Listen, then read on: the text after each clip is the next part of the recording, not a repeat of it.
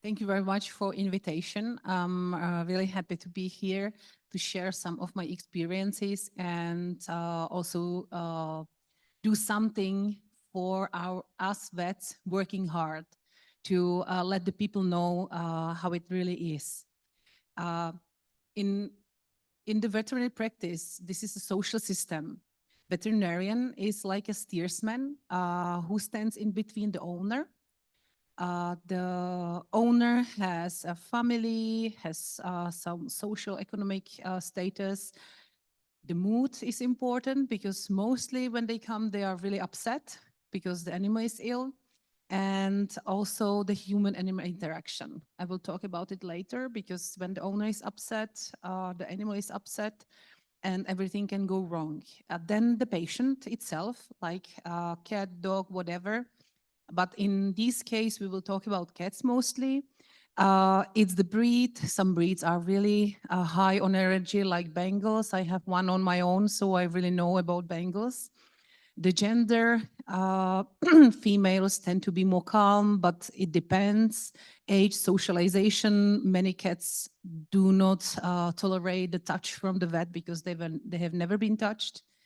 And also training. Cats can be trained. It's, believe or not, they can. I trained my Bengal to let the teeth get cleaned, so it's possible to teach them something. And also the veterinarians, us, ourselves. We have families, we have to take care of administration of the practice, we have to take care of the staff, of our colleagues, and also professional societies or communities. And then there are veterinary-related factors to impact companion animal welfare. So it's really important for us as a veterinarian to have a good clinic management, to have a good physical environment in which we work. We have to know about the routine animal care, and we have to know how to interact with the patients. And also, there is a big influence of home environment when the owner take care of the animal, and the communication in between the clinic environment, home environment via the veterinarian, and the procedures we do, and also the attitude of our staff. If the staff is burned out, everything goes wrong with the animal. So veterinarians, what we have to master, it's communication skills. Often in highly stressful situations, owners are stressed, afraid of the animal, or afraid about the animal. We do crisis intervention most of the time. We need to have empathy towards animals and clients, and it's really, really hard sometimes, because one day we have to put to sleep one animal which we were taking care of like 15 years, and the next client who comes is the owner of puppy for vaccinations. So we have to put our sorrow back, and we have to act like nothing happened. So this is really hard. And we have to have some expertise and manual skills. This is something we learn and we are trained at school. But management of the practice, it's not taught at the university almost anything. I had one lecture. I remember one thing. We have to take care of the clients who smile, who are the smileys, not the ones who are angry. Because it takes energy, they won't be happy anyway. So that's my management take-home message from the one speech we had at the university, and also economic experience.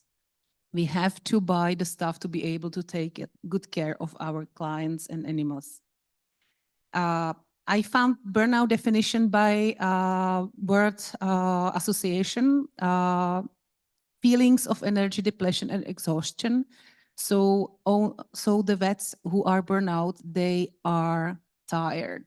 They cannot feel themselves, they cannot feel anybody else.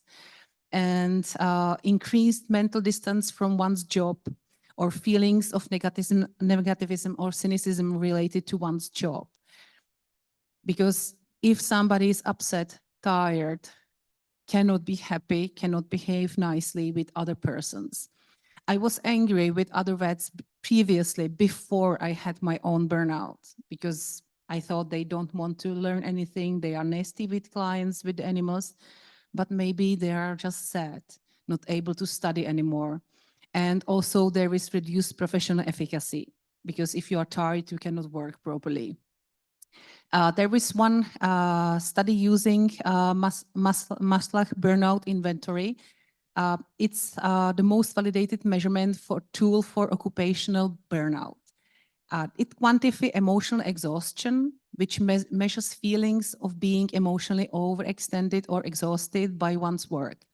The higher the score is, the greater the experience burnout is. Then the personalization measures an unfeeling and impersonal response towards recipients of one's service care. So we have to shut down our emotions to be able to handle the situations. And the higher the scores corresponds, the greater the experience burnout is. And then personal accomplishment. It measures feelings of competence and successful achievement of one's work. So the lower the scores correspond, the greater experience burnout is. So we would like to work harder, but we just can't. And there are some other things like cynicism, measures an indifference or a distance attitude towards one's work. It is akin to depersonalization subscale.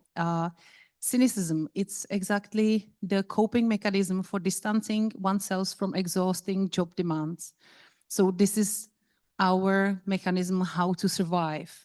It's not on purpose. It's when you are really sad, feeling down, you fight the situation using this. Higher scores correspond to greater experience burnout. And also professional efficacy measures feelings of competence and successful achievement in one's work. And it's akin to personal accomplishment subscales. The sense of personal accomplishment emphasizes effectiveness and success in having beneficial impact on people.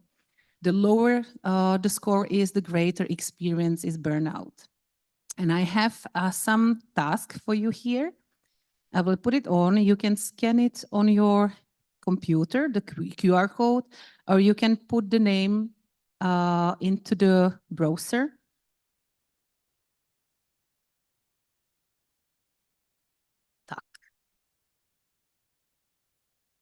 And you can try to vote. I will manage to work it. Yes.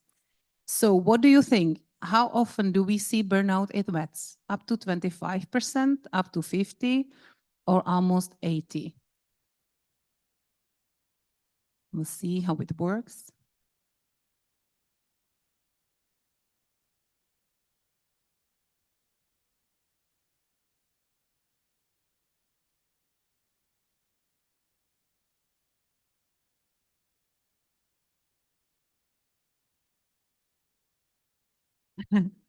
Every time, first time, it doesn't work, so we'll try again.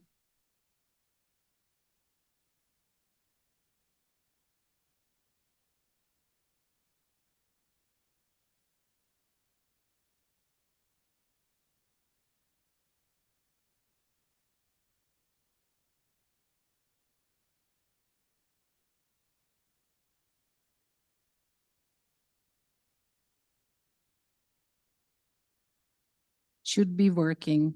So what do you think here?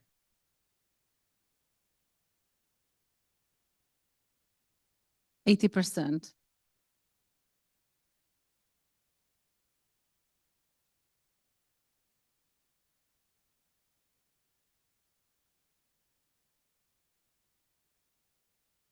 Let's see if it works. Maybe it will start working. Yeah. So we think 80%. It's not that bad, actually. It's about 50%. So it's not that bad, but maybe because not all vets understand or get the feeling they are suffering from burnout, because later I will explain I was never able to realize it until it was too late.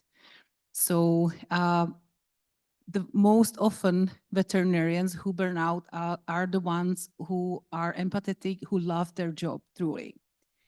And it has been shown that the knowledge of acceptance of animal euthanasia can increase likelihood that the veterinarian will consider suicide as possible solution. So it's really a big problem in vets. And it's connected with the real big demands of the job. So what do you think are the symptoms of burnout experienced by the veterinarian? It's emotional exhaustion, loss of empathy, compassion, fatigue, a reduced sense of accomplishment, more distress and guilt, psychological strain, or all the options. So you can try to vote.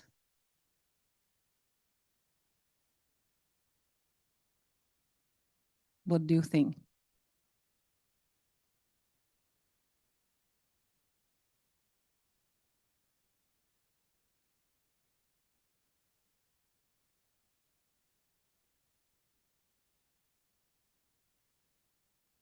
Yes, it's all of them. Exactly, it's all of them. So you're right. And it's emotional exhaustion because constant fatigue of emotional depletion despite rest. We don't have enough rest. And every day is a challenge.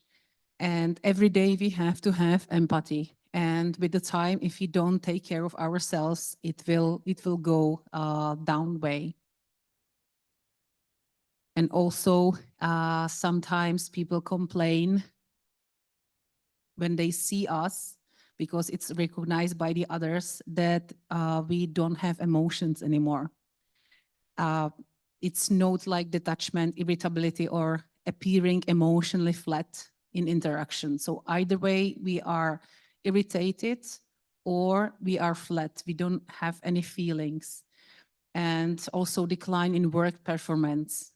The one who is burnout cannot do the work properly, is slow, is tired, everything is too much. And there is also cynicism and negativity. We cannot see the plus of the lives, the nice things. We see just the negatives. When I see backwards, I realized that when I was burnout, my husband tried to convince me to think about positives from the day. He asked me, what was the positive experience you have from this day? And I was able to talk only about the ones who were complaining, who were nasty, who don't want to help the animal. And also social isolation, because we don't want to have contact with humans anymore, because we are tired of humans. And it goes into the vicious circle. There is chronic occupational stress. Then there is compulsion to prove oneself that we are good, we work harder, we don't take care of ourselves, and we cause displacement of conflicts. We do revision of values, then we deny the problems, then we gave up, then we change behavior, go through the depression to burnout. And it goes on, getting worse. And I love this picture. I took it from the paper because the first stage is honeymoon. We are really into the work, we love it. We would like to do more tasks as possible, and we would like to do our best. Then there is onset of stress. We neglect our personal needs. So we don't go to pee when we need to, we don't eat, we don't sleep, we just work. And the only thing which worked on me by my therapist was, when I was going there slowly, she said, how come you are not going to make mistakes if you sleep only 4 hours a day? It's dangerous for the patients. So the more we work, the worse it gets. And then comes chronic stress. And then it goes into the burnout, and clinical burnout is really depression. When I was burnout, I wasn't able to get out of the bed for a really long time, like several months. And how is the prevalence? I already mentioned 50%. And women, like me, exhibit higher burnout scores compared to men, because we are sometimes able to say about ourselves that we have a problem. And the more experience we have, the higher it goes. But in the studies, younger vets were mostly burnout very often, and I will explain it later. And also 62% of academic vets working in academic faculties has experiencing burnout. And also workload intensity and more conflicts are the predictors of the burnout. And why it's happening? We have empathy towards animals, especially cats. So we would like to feel for them. And when it's on and on and on, and there are no changes, it causes fatigue. And feline patients exhibit minimal signs. They don't talk that much. We have to be really careful in reading their behavior, and it's really challenging. And very high emotional alerting can lead to trauma. Every day we got traumatized, and if we don't do anything about it, we will end up badly like I did. And why vets suffer from burnout so often? Because there is really high psychological stress. In survey in veterinary surgeon in US, 10% of participants were experiencing serious psychological distress in one study, which is 3 times more than general population. And 31% of veterinarians reported having previously experienced depression. And in UK-based study, 25% of vets were identified as reaching clinically significant scores for anxiety. So it's a big issue. And my question is, where is the highest suicidal ideation rate amongst vets? Do you think USA, UK, or Norway? What do you think?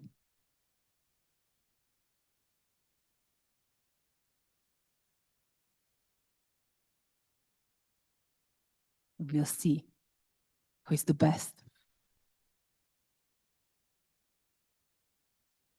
Okay. So you think it's US? Actually, it's UK. It's UK in... it's not a big... it's not a big thing. It's really sad, actually. In survey in the US, 17% of participants reporting having previous suicidal ideation, and in compared 2.4% in general population. So it's pretty high. And I discussed that with some psychologists. They say we are helping profession. So in helping professions, it's really high burnout percentage or even suicidal ideation percentage.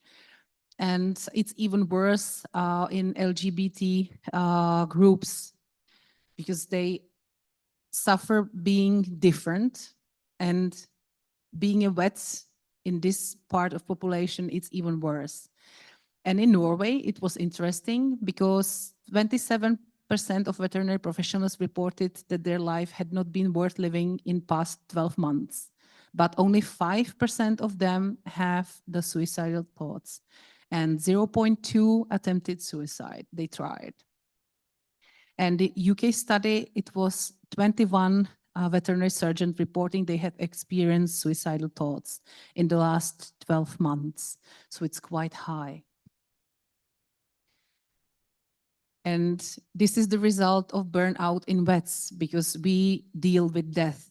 When the animal is suffering a lot, we will quit the suffering. And the same way we have attitude to ourselves. If we suffer a lot, we cannot handle it, we might have the conclusion that we will end it. Hello. And the first mortality analysis in UK vets was done in 1949 and until 1975. And the suicidal rate was twice higher than the normal population in vets. But if we observe a US study done later, there was also higher performance of suicidal death in vets, but it was almost twice higher as it was. So it's getting worse. And the theory behind this, that the people like their animals, they have them like their families, and they are really demanding. What's happening? Work demands. We have high workload, frequent working on calls, shifts and long hours. Because sometimes people say, yeah, but I have to work. So I have to take care of my animal, take my animal to you after I quit the work. So you have to work later. And then the owner is upset if we close at 5 and we are no longer on the phone. I was on the phone 24/7 for 14 years. And I was told by my physician, it's impossible to handle. They told me it was impossible to be like this for 14 years. And veterinary surgeons reported that their workload often resulted in them having no breaks through the day. We are not able to go to the toilet, like my muscles in my urinary bladder were amazing. And food, we don't have any breaks. I have breaks in my practice now, but I didn't have them before. And sometimes we have to work through the breaks because we have to take care of the patients. And people get upset when they see we need to eat something. So I usually have my lunch 5 minutes next to the microscope doing examination. So it's not right thing to do. And we have really long working days. And the problem is we have to sometimes work through the night. And it's causing problems with the sleep also. And we have, the clients have emotional demands. They want us to be patient and empathetic with dying animals. We mostly see the whole family coming with the animal to let the animal go away, go to sleep. And we have to handle them. And then we have fear of complaints and criticism. And with the social networking like Facebook, Instagram, Google thing, reviews, it's really easy to bully vets like that. And I got it several times because I was against breeders of cats. And I have to stop going there for 14 days just to make it quit. There are some organizations taking care of animals, and they are spreading hate, and they are asking other people to write down the bad comments on the vets, and this is really destroying. Or some people use blackmailing to us. Like last week, I was getting a mail. Please, I need advice on my cat. He's vomiting 3 weeks. 3 months probably. He has this, and this issue. And please, can you tell me how much it costs and where should I go to the vet? Because I live in Prague too, and I don't want to go to Prague 10 to you. So I wrote to the client, I'm sorry, I'm not able to answer your question for free. There is my price. If you are interested in paid consult, I'm happy to help. And the answer was, I really thought you like the cats, but now I'm not convinced. I think you don't like the cats. I know you have to have some borders, but this was awful. So I deleted this email and stopped the conversation. But this is the daily thing we deal with. And there is a big complexity of company and animal medicine. Namely, professionals need to consider human-animal bond also, and we have to specialize most of the time. I do mostly cats, but I also do dogs and small rodents sometimes. But when people are saying, you have to take care of this broken leg, otherwise I won't do anything about it. This is really bad. And we have to teach people not to do that because it's not right. So I have another question for you. What do you think which contributes to burnout in vets? Excessive workload, demanding clients, no free time, not enough sleep, bad life-work balance, toxic environment at work, and all of the options. What do you think?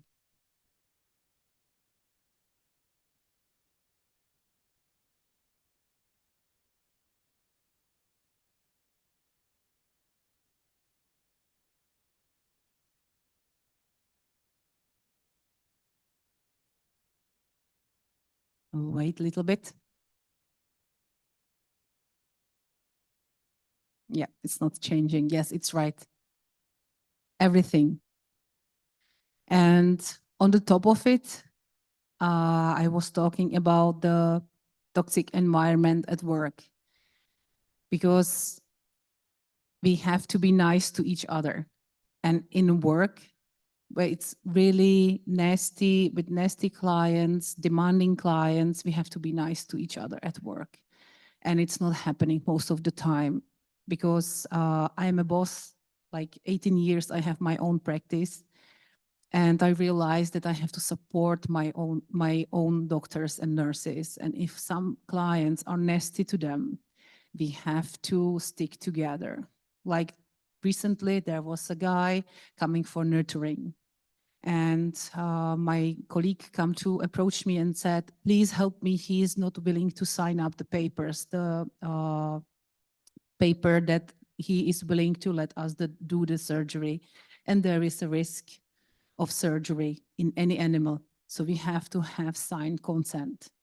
And the owner was not willing to sign it, because he said, you are going to kill my cat by neutering, by anesthesia, and I'm not able to do anything about it. So I'm not signing it. And I said, I'm sorry, I'm being honest with you, and I'm telling you, I don't tell you that 100% every cat will survive anesthesia.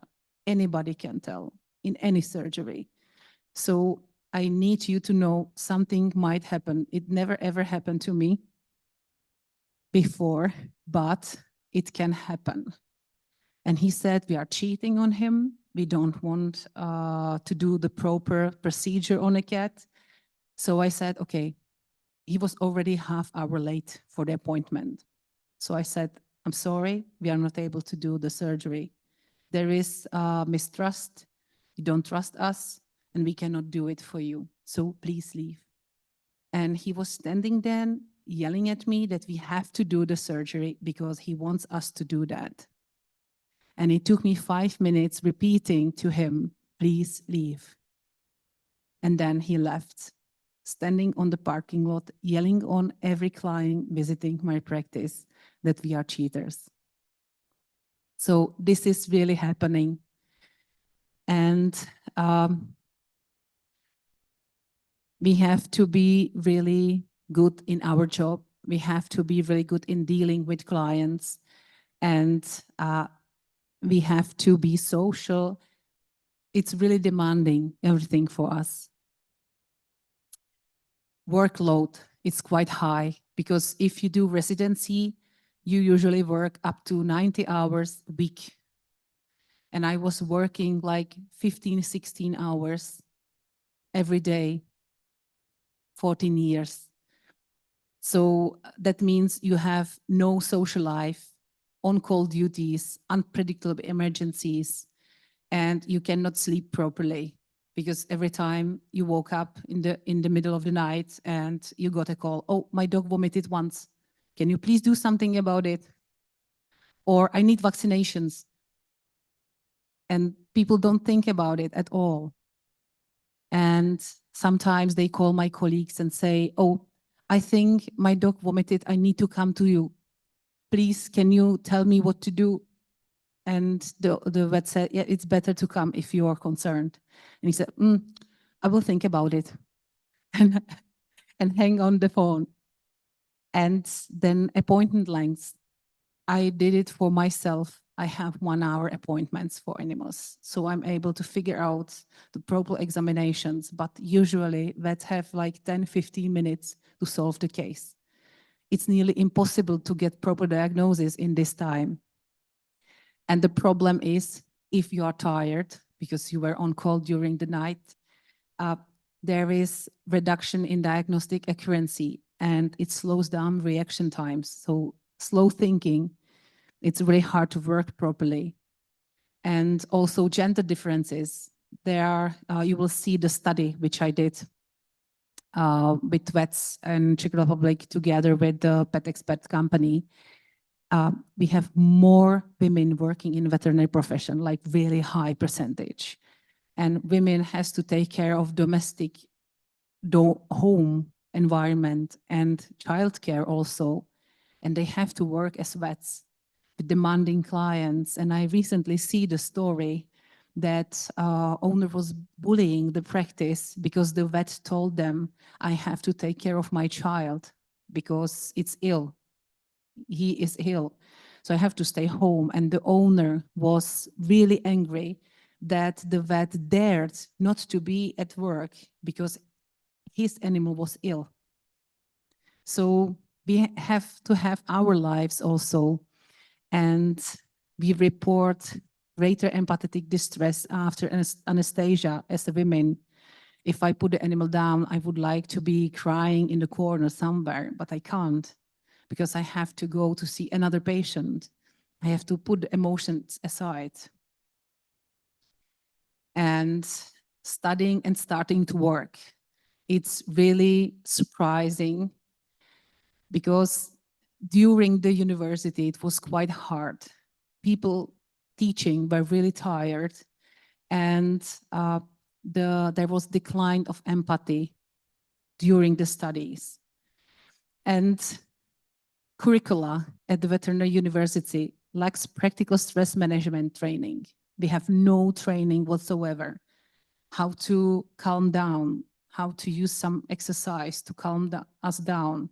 And recently I talked to one of my employees, and she said in 3rd grade of the university, the whole year of the students was on antidepressive therapy because it was too much stress.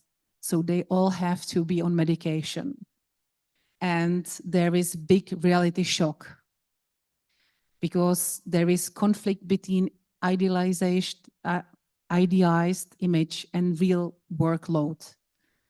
They go to work, they have to work on shift like 12, 15 hours. And then they have to study because they don't know everything. And there is lack of preparation of client conflict and financial aspects. My husband was calling my practice the best non-profit organization for almost 20 years. It took me many years to be able to ask the money for my work because I was thinking I'm helping the animals. I wanted to save them, and people count on it. And this is the work as any other. We have to pay the bills. It's really great to love animals and work for them, but we have to pay the bills also.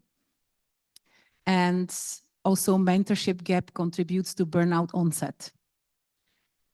Students left the university, they don't know enough, they are left alone during the night shifts at the emergency. That's the practice, how it goes. And it's really hard for them.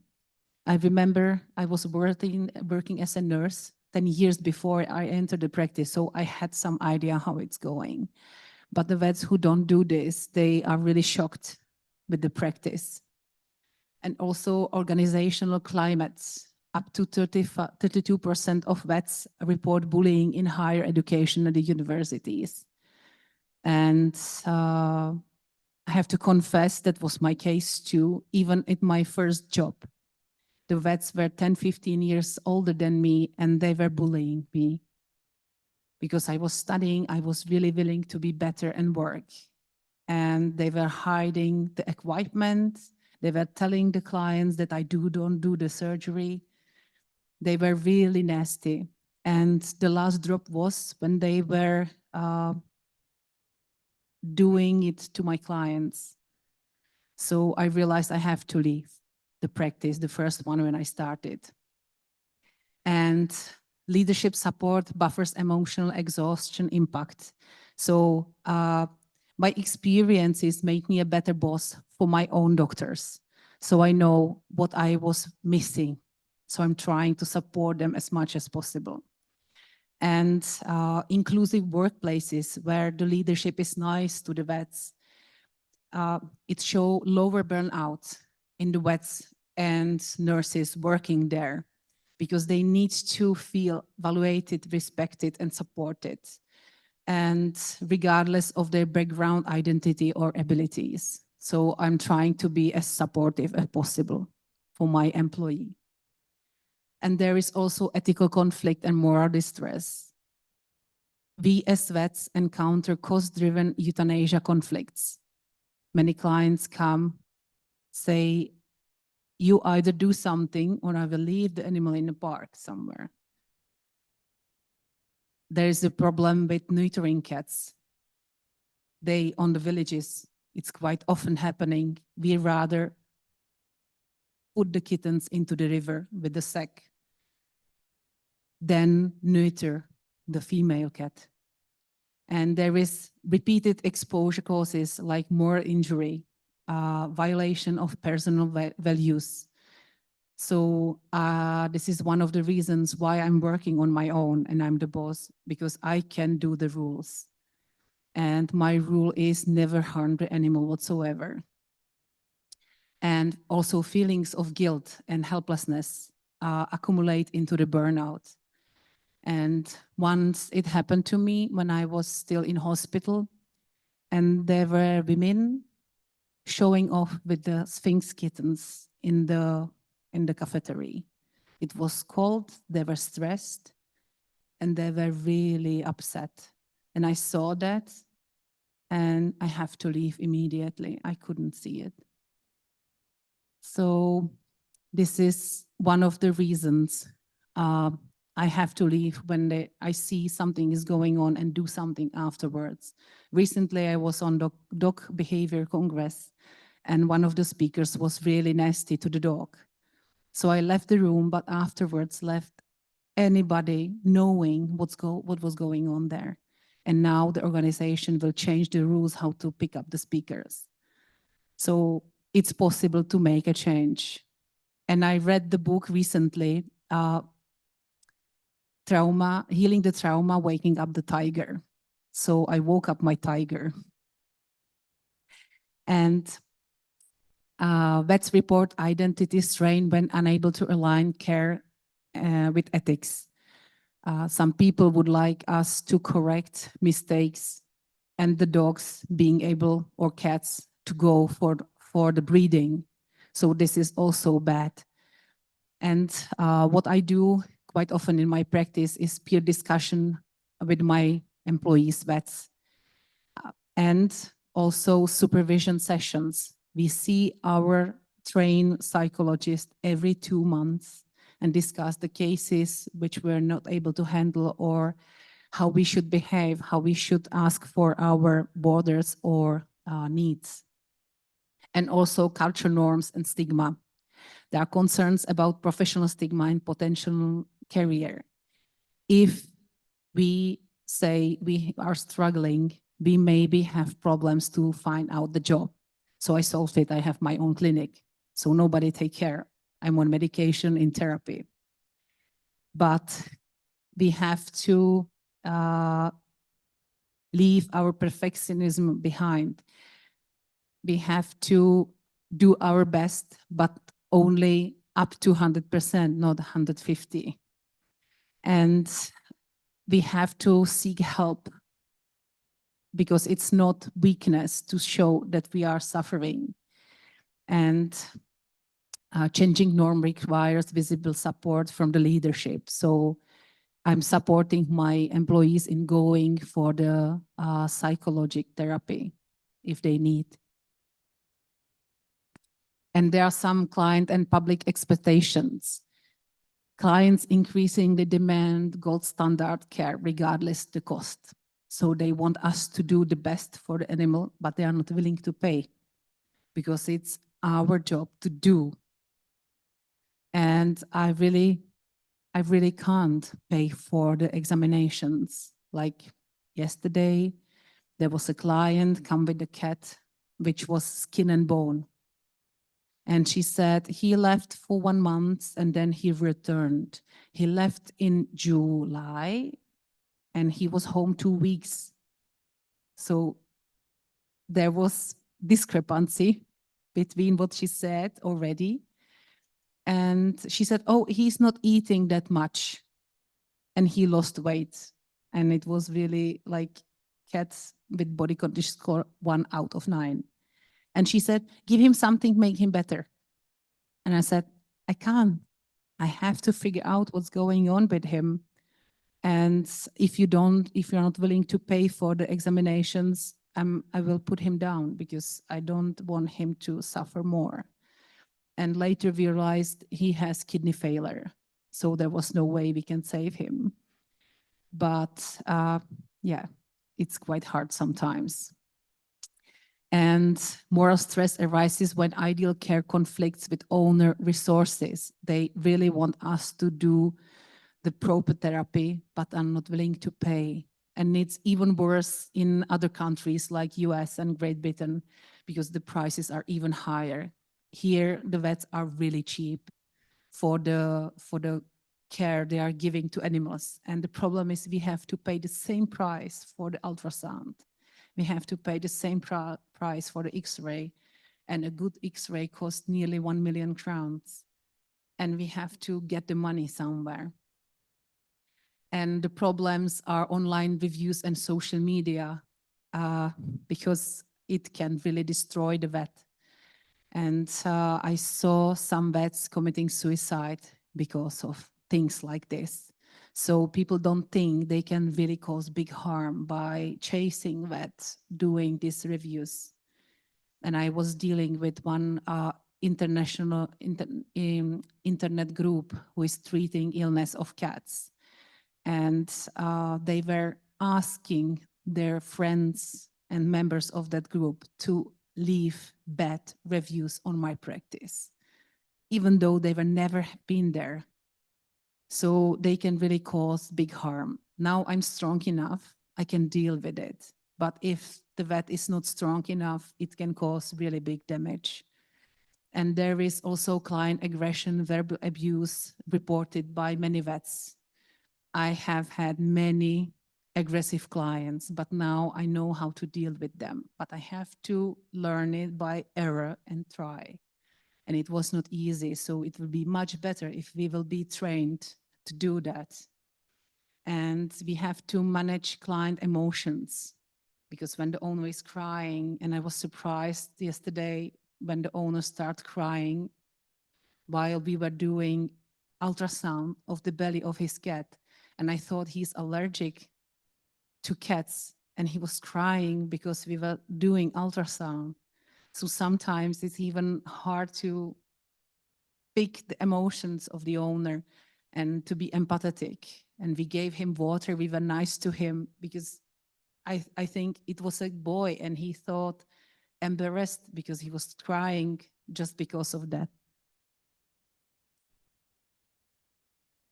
And there is some words about stress pathophysiology, because there is chronic APH axis activation and it leads to elevated cortisol. That's the main issue. And if we are in persistent sympathetic arousal, we have tachycardia, we have insomnia. And the problem is we also have dysregulated immune system. It's called wear and tear. And the body that occurs when there is cumulative stress, we are often ill. And I realized that just when I was preparing this speech, that I was having twice in a year pneumonia. And it took me several years to realize it was because of the big amount of stress. And the thing what I did in the past was I figured out what was the cause and I got vaccinated against it. So that was my solution, not lower the stress load, but to figure out what's the cause and solve it. And shortly before I shut down, my physician told me, you have to stop working immediately, otherwise it will end up really badly. And when I was calling her, when I was hospitalized in hospital, she said, oh, I'm glad it ends like this, because I thought you will have a heart attack or stroke. So this is nice, she said.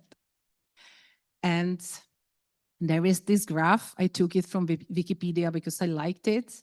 But on the left side, you have a low stress level, which is also not good, because then we have low morale and we don't work properly. And we have to have some amount of stress to be able to work on optimum. But when it goes further, we are exhausted, then we break down, and then we are overloaded, and it can end up with a burnout. So what do you think might be the consequences of chronic stress of vets? Stroke, coronary heart disease, hypertension, diabetes, type 2, gastrointestinal issues, dysmicrobia, dementia, all of it.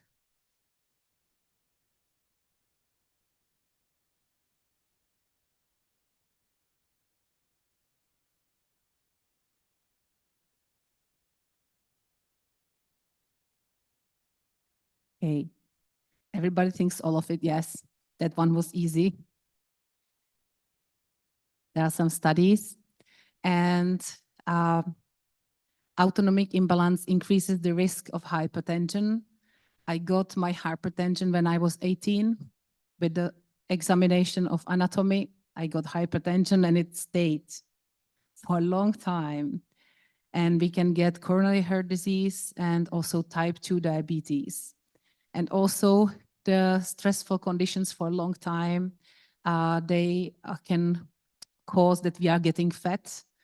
I got 40 kilos working as a vet, so I was quite nice previously.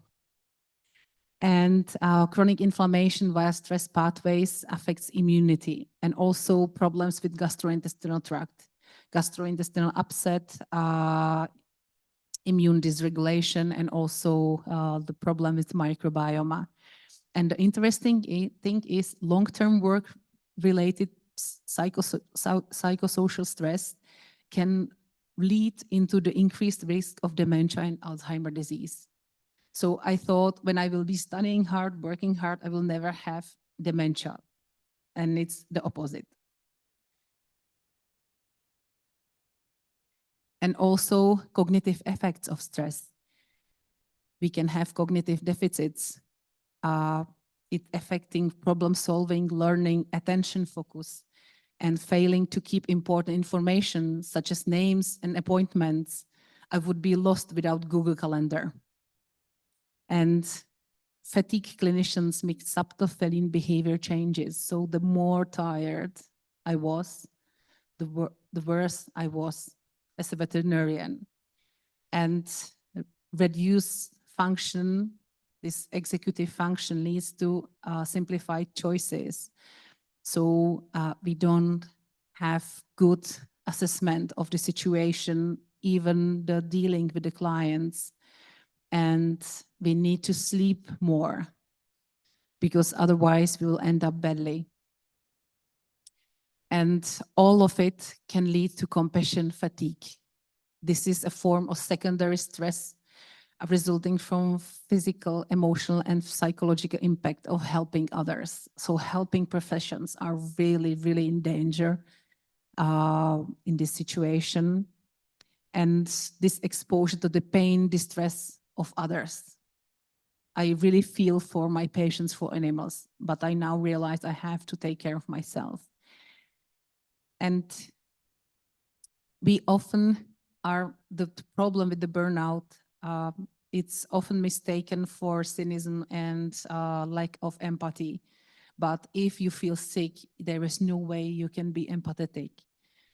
And after that, the compassion fatigue is suggested to be changed to empathetic distress. And how does burnout of vets influence the care of cats? Diagnostic accuracy, for sure. Empathy and communication, handling and emotional contagion, team function and safety, also ethical decision-making and client perception, and occupational safety and errors. The burnout reduces attention of feline behavior. I already mentioned that. And if we are tired, we cannot recognize diseases early enough. And the stress compromise observational our observational ability, so we don't see it. We don't see the diagnosis soon enough. And cat health outcomes directly linked to clinician alertness. So we are getting worse in diagnostics. And burnout vets lack empathy, I already mentioned. And client trust and adherence decline with emotional detachment. So if I feel bad, I cannot be empathetic, and the clients get angry. They leave bad reviews at the internet, and it goes on and on and on. And if we are tired, we cannot communicate with the clients properly, and they are unsatisfied. They don't work with us together for the animal well. And also emotional exhaustion correlate with shorter, less personal consultations. And also handling an emotional contagion. The cat feels for sure we are in stress. It feels it from the owner, it feels it from us. And we need to be gentle, and we need to do low stress handling. But if we are stressed, if we are feeling down, we cannot do that. And we need to manage stress to be able to help the cat feel better. And also for the team, if there is a burnout and chronic stress, there is a bad communication in a team, and it can cause errors, like nurse forget to examine the blood, forget to send the blood to the laboratory. So the animal needs to come again for the examination again, and no owner gets angry. And also the training, teamwork, it helps to work properly in crisis situation. And we have to have supported teamwork and also collegial relationships. We have to support each other as a vets also. And also ethical decision making, because if we are tired, we cannot do the diagnostics properly. Some vets suggest euthanasia as the only solution. And there is also emotional depletion fosters defensive medicine thing. It could be positive to do every examination I can imagine, or negative, avoid to examine or treat. I heard about a case, it was a human case. It was a professor flying from some congress, and he got ill, sick on the plane. He ended up in one hospital, and they realized he has a cancer of pancreas. He has pancreatic cancer. And he did a surgery on him. He got infection. They treated him with antibiotics. It caused kidney failure. So he has to go for dialysis, but they refused to do it because he wasn't supposed to live enough longer. So they let him die in the hospital because the doctor said it's according to the rules. He's not living long enough to get the dialysis. So such a thing can happen when the doctor is burnout. And the briefing post-euthanasia, like when we are putting some animal to sleep, it reduces guilt and exhaustion. It's a specific form of crisis intervention. The tone must be positive, supportive, and understanding. We support each other in my team. We bring each other a chocolate or water or something to support each other. And also client perception and clinic reputation. If we are tired, we are irritated quite often, and clients perceive that as a lack of compassion. So they think we are not loving animals, but we cannot show love to animals if we are really bad feeling inside. Burnout probably linked to increased former complaints. I had many bad complaints many years ago, but I'm not having them anymore because I'm able to take care of myself properly. And these clients leave feedback online, amplifying this impact, like Google reviews, Facebook, Instagram, whatever. And also occupational safety and errors. Burnout vets might report high rates of work-related injuries. For example, needles. I managed to stick the really thick needles into my fingers. Once I ended up with a needle in my shoulder after cystocentesis. I have no idea how it happened, but it happened. Physical fatigue reduces precision in handling cats. If you are tired, we cannot do it properly. And injuries linked to distraction and low situation awareness, like cat bites. And also stress impairs the adherence to safety protocols. And there is the PROMISE study conducted by Pet Expert company. It's an insurance company for animals. And it was done among veterinarians in Czech Republic and Slovakia. It was questioned, distributed via social media, filled in with 301 vets. And they fill it in during the summer this year. And 91% of that were women. So it's really high percentage. And there were many of them, 54% were younger than 35 years. 35% were aged 36, 45, and only 11 were older. So you can see there was only 9% of men, and many of the vets, the blue line, the circle under, were from the small animal practice. Only 4% were large animal, and 12% were from mixed practice, and 8% and 2% were other, like state veterinary administration and so on. We give the questions in 3 groups. First was working conditions and workload. Second group was mental health and stress management. And third was symptoms of burnout and burnout syndrome. So conditions and workload. Question was, how would you subjectively assess the workload in your practice? And almost 30% rate their workload as very heavy. So we know it's really demanding work. How much pressure you feel from the clients in your daily work? And almost everybody said significant pressure from clients, often correlated with higher overall workload. Do you feel you receive sufficient support from your colleagues and superiors? And more than 50% feel no support, which is really alarming. Because if you work in an environment like this and you have no support whatsoever, it's even worse. Do you regularly provide on-call services outside work hours, weekends, holidays? And almost 75% provide duty on service. So imagine any other work where there is something like that. If they work in a shop, they are not on the call. They are at home thinking about other things. So no was only 1/4 of the asked vets. And there was the second group of questions, mental health and stress management. First, are you able to stop thinking about work during your free time?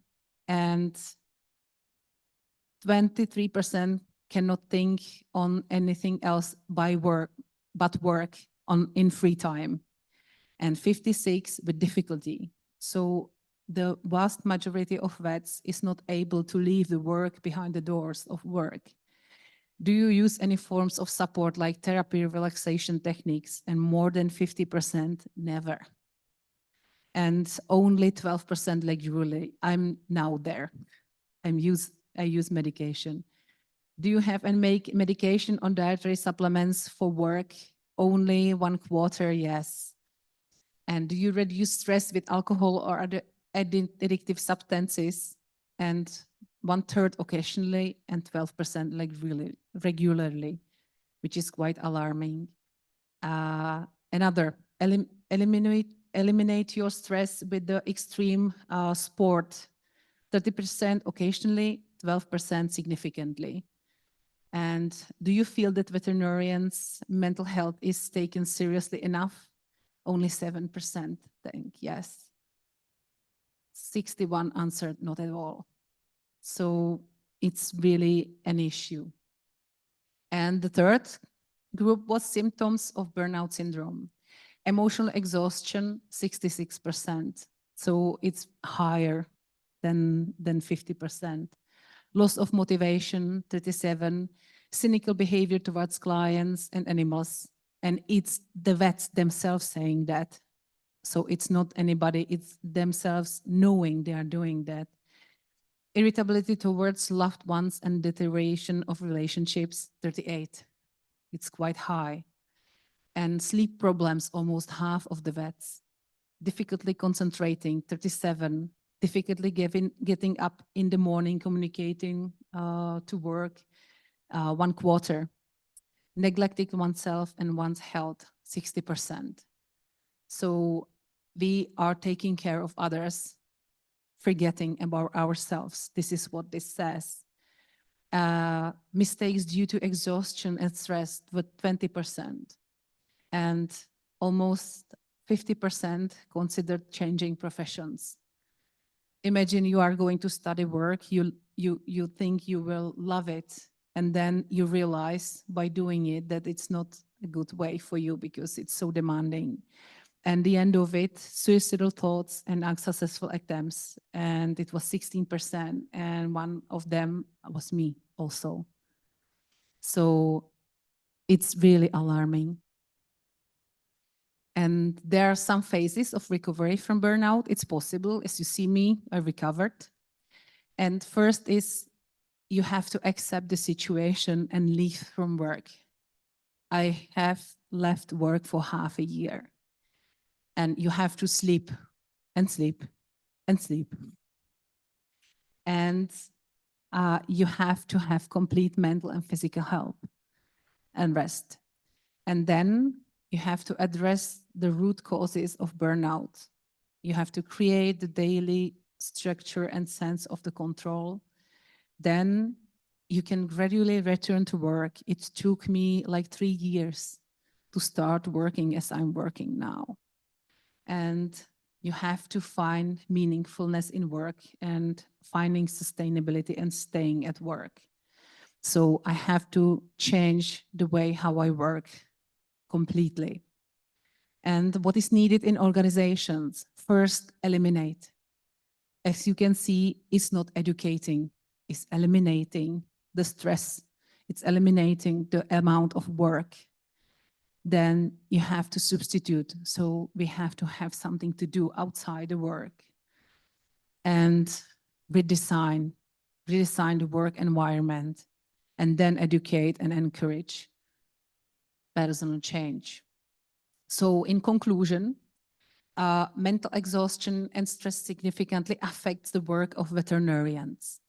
And tired or burnout vets are more prone to errors, which can compromise the quality of care provided to animal patients, especially cats, because they are really, really not easy to be taken care of if you don't do it properly. The consequences are reflected not only in occurrence or delayed diagnosis, but also in impaired communication with pet owners and reduced empathy. So if the owners are not on the board, the treatment won't work. And mental distress also has health implications for veterinarians themselves and should be taken seriously, not only with the professional community, but also by client society as a whole.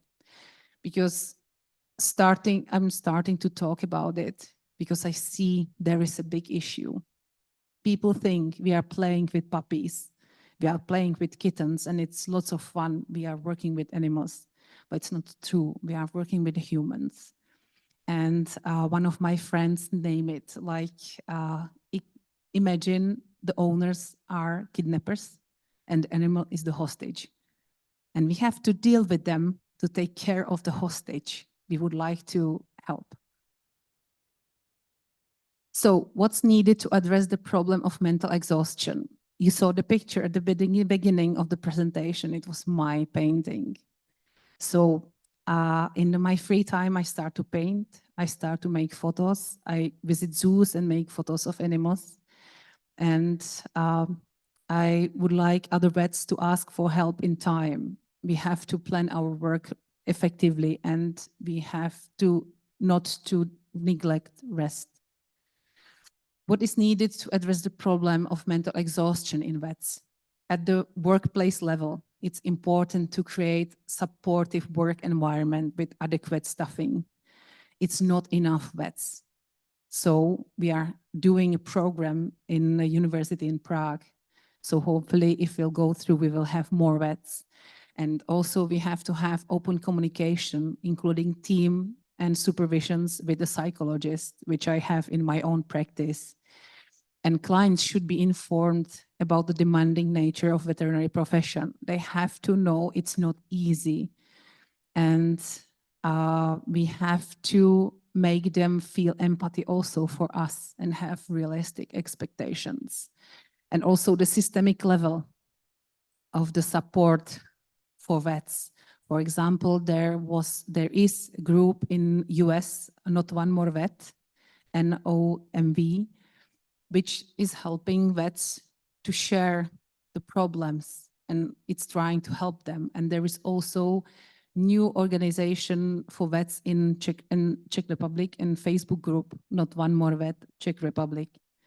So because Czech vets often do not speak English. For me, it wasn't hard to write down to Not One More Vet to US, but for many Czech vets, it's a big deal to write about their feelings in English. So there is this page on Facebook. And communication training with clients, it's crucial for education of vets and vet staff, because we really don't know how to deal with clients. We have no psychological education whatsoever. And the take-home message, reducing stigma. Stigma is a major barrier to help seeking. Many people think if they show they have mental issues, they will be excluded from the community. And the mental health counseling should be a standard. We have to normalize social psychological support within the workplace. And we have to promote mental health together with the physical health. And the picture is the picture from the room when I was confined. I was threatened to be tied up to the bed if I don't obey. And final take-home message. Well-being of Czech vets is important for cats. So we have to be nice to them. They are working hard. They are humans too. They need to have a rest, take care of themselves to be able to help your cat as long as possible. Thank you very much.